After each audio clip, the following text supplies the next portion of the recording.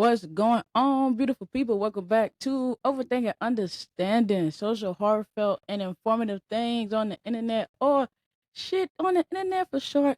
I know, profanity. I grew up hearing it so much. I'm not saying that I'm desensitized to the fact that it is profanity, and I do try to stay away from profanity for the most part.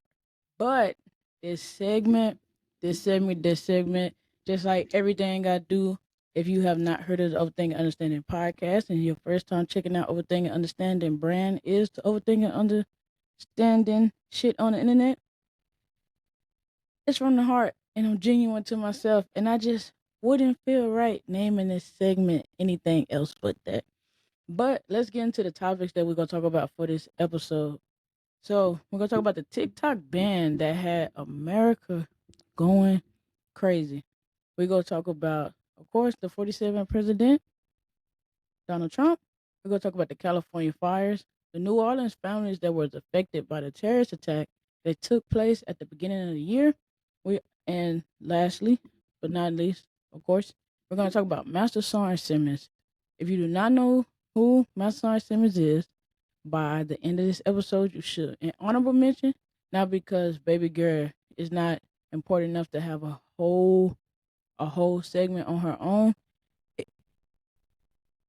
It it kind of hits close to home, so I guess I don't want to talk about it too much, but I still feel like she should be mentioned. So Naziah Harris, she was a teenager that was killed last year, and the case is currently in trial. See, I could barely get it out, but baby girl is worth mentioning, and I would not feel right shooting this episode without mentioning her. So let's get into it. TikTok ban. How do y'all feel about the TikTok ban? Like, let me know down in the comments. How do y'all feel about this TikTok ban? Because I thought I see both. I see both sides. So before we get into my opinion, let's give a little facts behind it. Right? They banned it. One of the reasons they banned it was due to national security, data privacy issues, influencing the youth and mental health. I thought that was big. Please hold that one. Please hold that one because it's an age restriction everywhere else. It's an age restricting everywhere else. And then content moderation and misinformation.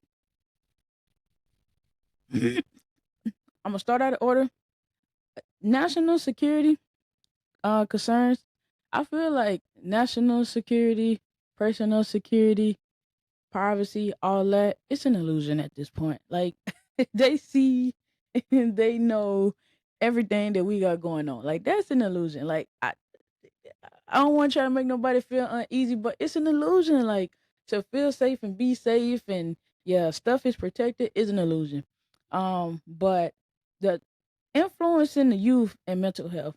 I did not know that in China and also in Singapore, you could fact check me. But I did read China and Singapore that children under 13 are not even able to be on the app. And I think that is important because it is a lot of younger people on TikTok. And I know, not trying to take it biblical. I ain't trying to take it biblical, but I do feel like being exposed to the internet at a young age is just like the forbidden fruit. And I say that because it is opening up a child to so much, to so much, literally good and evil. Literally good and evil as a child. So I don't think that children I don't think children under really I even say like 15. Only reason I would go say 14 because you could be in high school, but I say about 15. 15. Um but how y'all feel about that? Like national security concerns with TikTok being owned by a Chinese company. Like I say, it's weird. My producer's not here today, but he brought up a valid point where he was saying like China is an ally, but kind of not an ally. But who? Once again, I just look at it like what? Where are we safe? And when are we safe? And who are we safe with? So I think all the apps do the same thing. I think all of the apps do the same thing. Influence the use, data privacy, content moderation, and misinformation. What app doesn't? What app, especially like Instagram. Instagram only go show you maybe what 10, 20% of the people you follow. You could be on there, scroll, maybe two scroll ups, and it's gonna be like, oh, you all caught up. How? How? I'm just saying I don't want to go. Um, I just like met Facebook, Meta. They had an issue 2019, 2018, data privacy, misinformation. Instagram 2022, data privacy, mental health concern. Twitter, X 2020 had the same thing. Google, content, regulatory issues. What's that? I could go on. The list is long. I can go on and on about that. So I do feel like it's just more to it. Political wise, I just feel like it's so much more to it. And the issues that they brought up and the stuff that they were saying, it's just like, what everybody else doing. So take away social media as a whole because it's weird because from America's perspective and our perspective, the internet is such a big thing, but the internet is not such a big thing all over the world. It's just some people's piece of world. But I will say before we move on to the California fires, I do understand.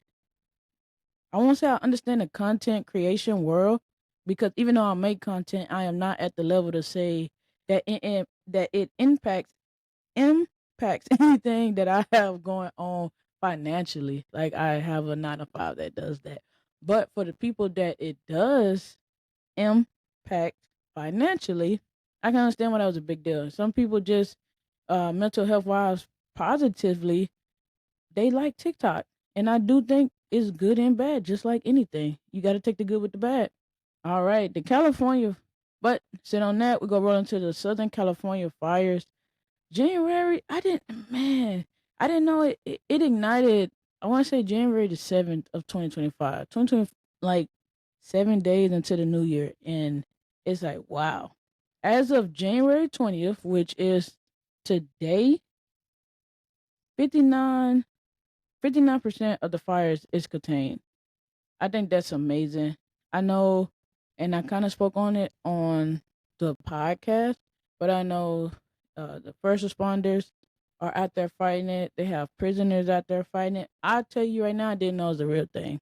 I know it's a Fox TV show that speaks about the what is the name of it? Is it Fires? I'll be lying. I think it's Fires. I think it's on Fox, and it's called Fires. Don't quote me on it. But it's talking about like prisoners fighting fires. I did not know that was real. Like that's just something I was not exposed to. I did not know that was real by no means. It says over 12,000 structures 12,000 structures have been destroyed from these fires. And still is no concrete evidence. Like I say, I love to talk to y'all. Inbox me, please comment. I have not seen them come out with a definite answer on who started the fires or where the fires even started from. Like, what was the point of origin? I have not seen it. I have not seen it. And it says that it's a freaking loss, economic loss of over 250 billion. Man, I can't even count that high. That is, at, my heart goes out to the families and everybody that's affected. I think that the California fires were so humbling, and it's just like any natural disaster where everybody you kind of get to see once again that everybody is on the same playing field. Like it seems like some people are operating higher than other people, but natural disasters humbles everybody.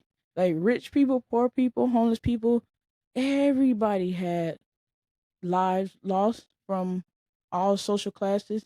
Everybody had properties and stuff destroyed or whatever personal belongings that they did have. Natural disasters to humble you, and and man, like I said, my heart goes out to it. I'll be happy when they actually put the fires out. And also, it's nothing new. I know that they're saying like the dryness in California kind of aided in the fire, but it's nothing new. It's nothing new. Like I say, I was stationed in Washington State, and I remember the California fires burning, and the ash and soot will blow down, and it'll affect our breathing down there to a point where we were not able to be outside exercising. So it's like normal. What can they do about it? It's so dry up there. I don't know. And then they're talking about the billionaires who own water. Like what? I didn't even know that was a thing. Like how can you own water? How can you own a percentage of water? And like I say, don't quote me. Don't quote me. It's shit on the internet. It's just like how y'all getting some of y'all information. Me too. I saw. Let me preface it by that. I saw that it said that a billionaire group. I don't know if it's just like one family, two family, or families that owns that owns water or like, and it's not even like, oh, this water is tangible and it's here. It's water that's tangible and it's here, and then it's also water that's not even came from the sky yet. Like what? What? How y'all feel about that? That hey, check me on that. Be like, nah, Victoria, you tripping. Be like, oh yeah, I seen that too. Cause I really want to know. I really want to know. New Orleans, the New Orleans terrorist attack that happened on New Year's Day resulted in 14 fatalities. Man, 14 fatalities. And the ages range from 18 to 21. I mean, 57 people were injured. How I really once again, I what was the cause of that? What was the motivation? That's what I hate about we talk about misinformation and TikTok with the misinformation and just social media in general sometimes being able to spread misinformation. You hear so many things. It's like what do you know is true? Even if you can get it from a quote unquote credible source, but it's still like what do you know is true? Like what will make somebody do that? What will make the I think it was a ISIS flag or something um flying at the back? Like what'll make somebody what'll make somebody do that? And New Orleans is already like Canal Street is nice, safe. I'm trying to choose the words carefully, but we know like New Orleans is not necessarily a safe city, or it cannot be a safe city. It's just like any other big city. For the most part, downtowns are a little bit more saturated with activities and things for you to do, but the city around it in the close vicinity of those areas be dangerous. And it's just like, man, my heart goes out to it. Like I'm a big person, especially on young people losing their life, and they just trying to have a they just trying to have a good time. Man, that sucks. And then not to even know what you lost your life for. I, yeah, that sucks, man. How y'all feel about that? It's in the FBI is looking into it, but like, man, that sucks, man. I really don't know what to say. I truly do not know what to say because I don't. It just kind of like pisses you off. It was like I can't stand cowards. So I'm trying to use or pick my words carefully, but it's like I can't stand cowards, and it's just like it's different if he would have been down there, or yeah, would have been down there, caught himself fighting, bothering people, even coming down there, shooting people, doing that. It's just like you driving a car through a pedestrian street where it's usually blocked off, but people are walking. Like it was no chance for anybody to fight back. You were literally thinking mass destruction, mass casualty. They're like, why? Like that pissed me off. That pissed me off, and that's what's so crazy about news. Like that's why I say shit on the internet because the news and things happen and move so quickly, and it's been forgotten. But these families are the 14 people that lost their lives and the 57 people that was injured. That doesn't go anywhere. Like that was the beginning. That was the beginning of their 2025. Like how does that feel? My heart can only imagine how the families, how the mothers and fathers and brothers and sisters and daughters and whatever those people feel like. Like it's your 2025, regardless of people going crazy about TikTok. Just bringing it back around full circle. People going crazy about TikTok and the president of the United States, and it's somebody that had to bury their child on New Year's Day, or a couple days after New Year's, or lost their child on New Year's, and it's just like, man, it's bigger fish to fry. It's bigger fish to fry. But we have people having meltdowns over TikTok, and everybody's feelings is valid. I am not saying that. I'm just saying, like, wow, we have California on fire, and we have people going crazy about TikTok. It's just like, man, the world we live in. I say, like, did you see that shit? Like, have you seen that shit? Um, yeah, and it's crazy. But yeah, I'm gonna let that be where it may. I ain't got enough time to keep going on about it. I'm gonna let that go where it may. President Donald Trump, 47 president re-elect. How y'all feel about it? Me personally, I will start off by saying I do not put too much trust in man, and that's just off my belief system. So not not in a negative way of saying like I could really care less who's in charge. I'm a United States soldier. I've been active duty 10 years. So I was in the service throughout his first presidency. And I would just speak for me. And I think I said it on an episode before. When he became president the first time, it didn't make me sad. I, f- I was almost like amazed. I was amazed because it was like this guy everybody has so much to say about him. And I'm not here to debate if he's a good or a bad person, or the people that voted for him or follow him or did whatever is a good or bad person. I'm just saying strictly my feelings, my opinion. When he got elected, I was like, you really could be wherever you want to be. Like you can go from being on a TV show telling people you were fired, bankruptcy, all this stuff, to the president of the United States. And I'm not saying this for everybody, because that'll be not true, right? I would not sit up here and lie on this nice Martin Luther King Day and be like, we're all equal. That's not true. I won't say that. But that's what it did to me. It kind of put a fire, like a fire up under me, like a belief in me, like, man, you really could be anything. And people using it is that's all how you do. Um, that's that's all how you go about it. How you process good and bad. I try to take bad stuff and make it positive, but that really was my reaction. Even when people was in denial, like he ain't gonna be president, America, blah blah, and they did it. I'm like, you could really be whatever you want to be to a certain extent. And like I say, I'm not taking away from uh just equal and racism and all of that. That's just not what I'm talking about on this episode. I'm saying how I felt, and I still feel that way. Like, if you put your trust in man, you're gonna be let down every time. And I don't think, and that goes for every president across the board. It it matters, but don't matter who in office. Like, what you gonna do? What you gonna do? But let's talk about some of the key initiatives that President Donald Trump has promised: immigration and border security.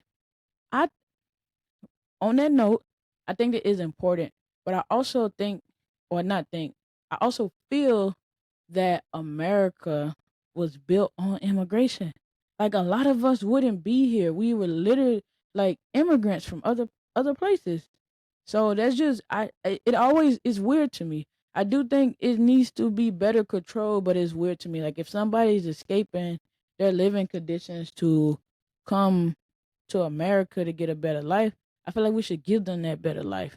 It should be ways to operate and codes and whatever to follow, but I don't think just like, oh, no immigrants. And that's one thing that did suck the first time around. It broke my heart to see those little kids and those emergency blankets, those thin little, basically a sheet of foil, and they just up in cages like dogs. That broke my heart. That broke my heart. And it sucks. It sucks when children get looped in and roped into adult games and get roped into politics to the point where it's just like, man, what they didn't ask for that. But what can you do? We all sit here and watched it. we had another president, and now we back with the same president. So that kind of sucked. That kind of sucked. Um, the economy policy of America First, the energy and environment movement. See where that goes. Government and social policies and space exploration. Hey, he got 4 years. We'll see what's we'll see what's going on. I don't tell me how y'all feel about it. Like I don't want to talk too much on it. Just tell me how y'all feel about it. I really don't have too much to say on it. Like I said, I'm a United States soldier. That's is my commander in chief. So it is what it is. I respect everybody's political view. And yeah, that's it. It is what it is. Okay, let's move on. Let's move on to Miss Naziah Harris. This broke my heart. And it broke my heart and it hit home because in the hood, the ghettos, whatever, it just sucks that this is a lot of people normal. Just like how I was saying earlier, with like shit on the internet and just hearing it and knowing like it's profanity, but you so numb to it, it's just like a saying. Her situation, I could take her name out and put so many other young females and males name in there that comes from her similar situation, and it's just like once again how I was saying about the immigration thing, like these kids didn't ask to be a part of none of this, and it break my heart to look at the case and see adults basically treating her like the other woman, and it's just like, man, that's a child. For I'm getting ahead of myself. So this story is out of Detroit, right? So Naziah was living. I think she was signed over to her grandmother. She was living with her grandmother and aunt, and the male, 41 years old, he had 13 children. He gave his 4-year old it was chlamydia or gonorrhea, but the body of Naziah has not been found. Text messages was deleted, but that was the evidence that's kind of been used and pushed through trial on top of surveillance footage of her getting off of the bus and making it to the, I think he had a auto shop or whatever. Who cares, right? It just sucks. The text messages for the to hear those text messages read out loud. It's a child talking about oral sex. It's a child talking about, and for a 41-year-old. And it's just like, man, that sucks. And you could, one of the messages they were reading was saying, I think it's from the aunt, or like, I think it was from the aunt. They're saying like, I know that you messing with her. What are you gonna do about it? Like, that's a child. That is not the other woman. And that's why, and it's, and I was talking to my producer earlier because it sucks. It's like age is another one of those things where it's like a social construct because some belief systems and heritages and people's way of life, 14, 13, 15, you're an adult.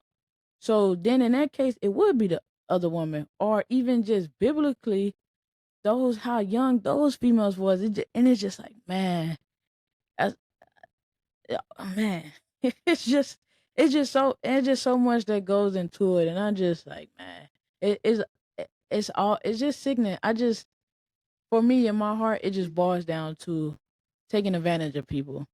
Whether you look at a 13, 14, 15, whatever, as an adult or not, it just boils down to taking advantage of people and not to take advantage of people. Like that was a pedophile.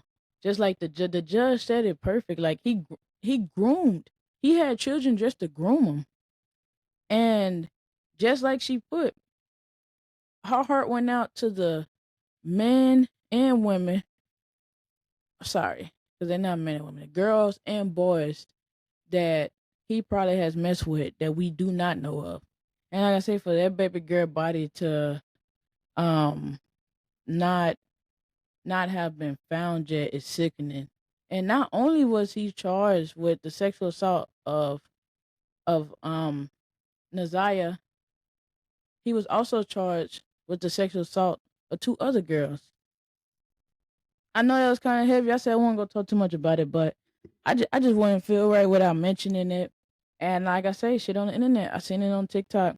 But we're gonna end it on a happy, positive note. Not to say that anything else I want to talk about wasn't way, but you always want to end on a good note.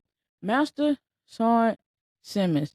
I wish her story was covered more. I wish her story was covered so much more. It's so she's been in the army 14 years. Her story is amazing. She's been in the army 14 years. She has stage 4 cancer. Don't quote me on what type. I do not know. It's only so she's one of the female first rangers. She went to ranger school. I think it was like 2015, 2015 or something like that. Women were officially allowed to serve in the army in 1948, right? And she's been crushing it. She's been crushing it. Like, I don't even feel like I could do her story justice on just how many people, countless people lives she has changed. And the fact that I have a sibling that's battling stage 4 cancer, it's just amazing. Like, cancer, one of those things that's funny. It's not a joke, but it's one of them things where, like, it's just funny how it works. It's just funny how one person's body can handle it this way, one person's bodies can handle it that way. But she was just accepted into the Sergeant Major Academy for the Army. And she would be the first female qualified ranger that's going to the Sergeant Major Academy. 14 years in. That's amazing.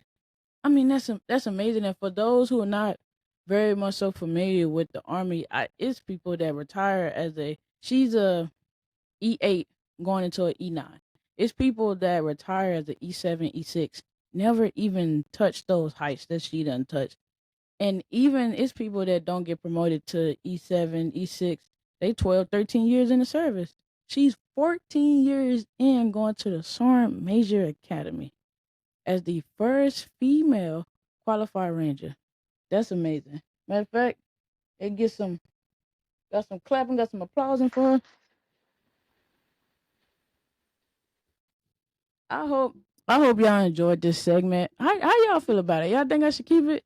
It's gonna only be the second time bringing it back. I want to bring it back. I want to be able to get out there, give my opinion, kind of talk to y'all less.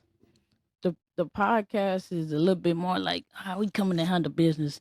And y'all just trying to talk. I just want to talk to y'all, give my opinion about some stuff.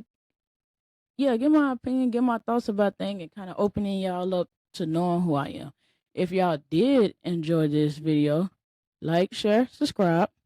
Thank you for joining the team, joining the supporters, and also check out the podcast. Check out the podcast.